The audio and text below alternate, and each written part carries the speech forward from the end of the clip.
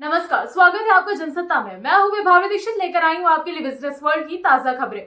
Ease of doing business index 2022 को लागू करने के मामले में राज्यों और केंद्र शासित प्रदेशों की रैंकिंग में आंध्र प्रदेश, गुजरात और तेलंगाना सबसे सफल प्रदेशों की टॉप 7 लिस्ट में शामिल हैं। वित्त मंत्री निर्मला सीतारमण ने बृहस्पतिवार को इस बारे में जानकारी देते हुए रिपोर्ट को साझा किया।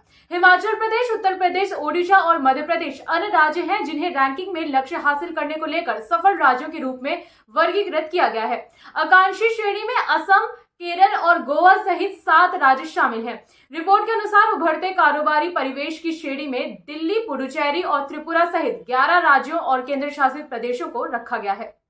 प्रधानमंत्री नरेंद्र मोदी ने बृहस्पतिवार को एमएसएमई क्षेत्र को आश्वासन किया कि केंद्र छोटे उद्यमियों को प्रोत्साहित करने के लिए जरूरी नीतिगत कदम उठाने को तैयार है। उन्होंने कहा कि ये उद्यमी सरकार की आत्मनिर्भर भारत पहल की में महत्वपूर्ण भूमिका निभा रहे हैं। मोदी ने उद्यमी भारत कार्यक्रम को संबोधित करते हुए छोटे उद्यमियों से सरकार को वस्तुओं की आपूर्ति के लिए सरकारी खरीद मंच government e market place portal पर पंजीकरण कराने को भी कहा। उन्होंने कहा कि एमएसएमई आत्मनिर्भर भारत के लिए जरूरी है। एमएसएमई क्षेत्र ने पिछले 8 सालों में आत्मनिर्भर भारत को एक आकार देने में बड़ी भूमिका निभाई है। मोदी बोले कि मैं चाहता हूं कि अगले हफ्ते जीईएम पोर्टल पर 1 करोड़ नए पंजीकृत हों। उन्होंने कहा कि सरकार ने एमएसएमई क्षेत्र को मजबूत बनाने के लिए पिछले 8 साल में बजट 650% ज्यादा बढ़ाया है। भारत और इजरायल के बीच मुफ्त व्यापार समझौते को लेकर बातचीत चल रही है और इसी के बीच भारत में इजरायल के राजदूत ने मेक इन इंडिया कार्यक्रम की सफलता के लिए प्रौद्योगिकी साझा करने की इच्छा जताई है।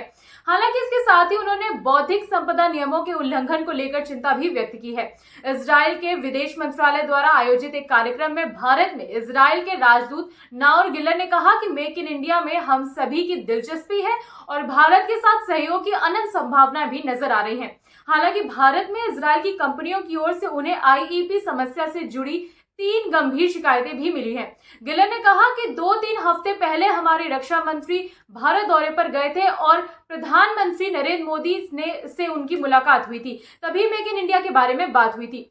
हम सभी की इसमें रुचि है और भारत के साथ सहयोग करने में अपार संभावनाएं हैं।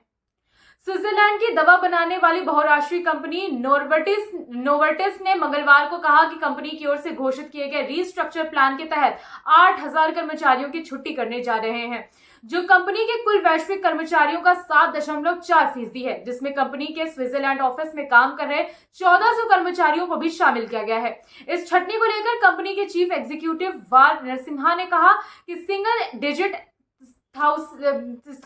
थाउजेंड्स हमारे रीस्ट्रक्चर प्लान का हिस्सा है, जो कंपनी की ओर से अप्रैल में घोषित किया गया था। इसके जरिए हमारी लक्ष्य 2024 तक $1 बिलियन की बजट रखना है।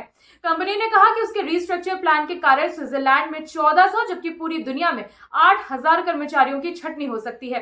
कंपनी के पास मौजूदा समय में स्विट्जरलैंड में 11600 जबकि पूरी दुनिया में 1,08,000 कर्मचारी हैं। अभी के लिए बस इतना ही। बाकी बिजनेस वर्ल्ड से जुड़ी हर अपडेट के लिए बने रहिए जनसत्ता के साथ। धन्यवाद।